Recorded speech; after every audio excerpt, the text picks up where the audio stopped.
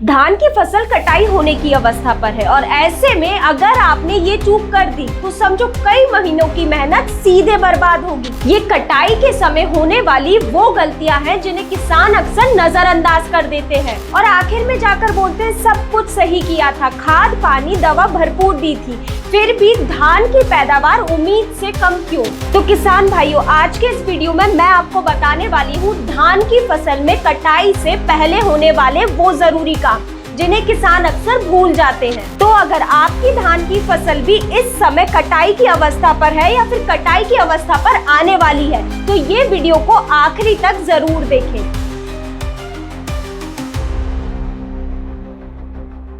नमस्कार किसान भाइयों, स्वागत है आपका कात्यायनी ऑर्गेनिक्स के यूट्यूब चैनल में। तो वीडियो को शुरू करते हुए सबसे पहले आप ही कमेंट में बताइए कि आप धान की कटाई कितने दिनों के अंदर करने वाले हैं। तो किसान भाइयों, धान की कटाई करने से पहले सबसे जरूरी चीज है आखिरी सिंचाई। ये हम जानते ही हैं कि धान की फसल को सबसे ज्यादा पानी की जरूरत होती है और अगर ऐसे में हमने धान की फसल में जरूरत से ज्यादा पानी दिया, यानी कि अगर हमने जरूरत से ज्यादा सिंचाई करी तो धान की फसल में भूरा माहू, तना जैसे कीटों का हमला हो जाएगा और फसल में सफेद बाली, हल्दी गांठी जैसे रोगों की दिक्कत आएगी। और वहीं अगर इस टाइम पर सही से पानी नहीं मिल पाए, यानी कि भरपूर सिंचाई नहीं दे पाए, तो बालियों में दाना सही से नहीं बन पाएगा और बालियां खाली रह जाएंगी। तो इस टाइम पर धान की फसल में सही सिंचाई प्रबंधन बहुत ही जरूरी हो जाता है। तो आप एक बात ध्यान रखें, अगर आप धान में आखिरी सिंचाई दे रहे हैं तो आप 120 से 150 दिन के भीतर ही आखिरी सिंचाई कर दे और आखिरी सिंचाई के टाइम पानी का लेवल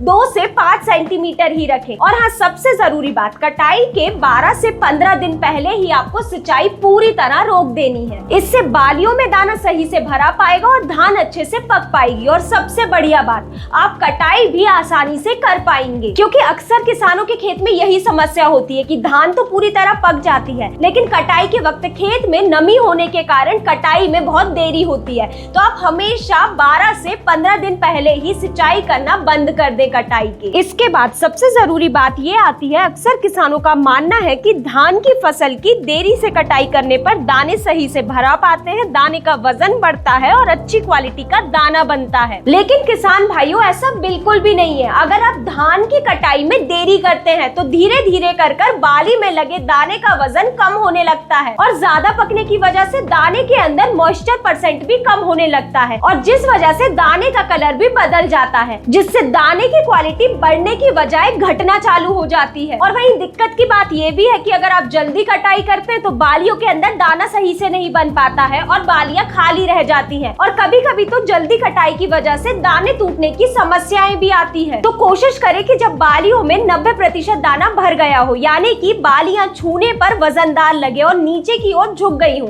तो समझ जाइए कि उन बालियों में दाना भर चुका है, तभी आप कटाई करें। तीसरी सबसे जरूरी बात, जो इस साल 2025 में हर एक किसान इस समस्या से जूझ रहा है, लेकिन इससे पहले किसान भाइयों, हम हर दिन आपके लिए हर एक फसल से जुड़ी जानकारी लाते रहते हैं, चाहे फसल में डलने वाली खाद दवा या कीटनाशक की जानकारी हो। अगर आप तक ये जानकारी सही समय पर पहुंचे तो आप नीचे डिस्क्रिप्शन में दिए गए लिंक पर क्लिक करके हमारे व्हाट्सएप चैनल में जुड़ सकते हैं। धान की फसल के बीच में रोग ग्रसित बालियां या खरपतवार की समस्या कटाई के समय पर सबसे ज्यादा देखने को मिलती है। तो ये गलती बिल्कुल ना करें कि आप धान की कटाई इसी खेत में कर ले। सबसे पहले आपको ये धान के खेत के बीच में से रोग ग्रसित बालियां या खरपतवार की छटाई करवानी है लेबर द्वारा, क्योंकि इस टाइम पर धान की फसल में कोई भी दवा का उपयोग नहीं किया जा सकता है। तो आप कोशिश करें कि लेबर से ही आप ये छटाई करवा दें, उसी के बाद कटाई करें। अगर आप ये बिना छटाई करे कटाई करवाते हैं धान की फसल की, तो ये जो रोग ग्रसित बालियां है और खरपतवार है, ये धान के दानों के साथ मिल जाएंगी और फिर इन्हें अलग कर पाना बहुत ही मुश्किल हो जाता है। और अगर आप छटाई नहीं करवाते हैं तो जब ये धान आप अगले साल बोएंगे तो ये समस्याएं फिर से आ जाएंगी आपकी फसल में और साथ ही दानों में ये खराब दाने मिलने के कारण मंडी भाव भी आपको देखने को नहीं मिलेगा। तो आप धान की कटाई करने से पहले ये खराब बाली और खरपतवार को जरूर छटवा दें। अब सबसे जरूरी बात आती है कि अगर आपके क्षेत्र में कटाई के वक्त मौसम साफ नहीं है और बारिश की संभावना है तो आप कटाई बिल्कुल ना करें, फसल को खड़ी ही रहने दें। अगर आप ऐसे में धान की कटाई कर भी लेते हैं तो कटाई के बाद धान को कुछ समय धूप में सुखाने की जरूरत होती है है। और अगर ऐसे में धान को धूप में नहीं सुखाया गया तो दाना खराब होने जैसी दिक्कत भी आने लगती है। तो आप कोशिश करें कि कटाई साफ मौसम होने पर ही करें। और ये बात ध्यान रखें, कटाई होने के बाद धान को सिर्फ 48 घंटे तक ही धूप में सुखाएं। ज्यादा देर धान को धूप में सुखाने से दाने का वजन भी कम होता है, जिससे उत्पादन पर सीधा प्रभाव पड़ता है। तो किसान भाइयों, ये थी जानकारी कि धान की कटाई से पहले हमें किन बातों का ध्यान रखना है और क्या क्या सावधानियां बरतनी है।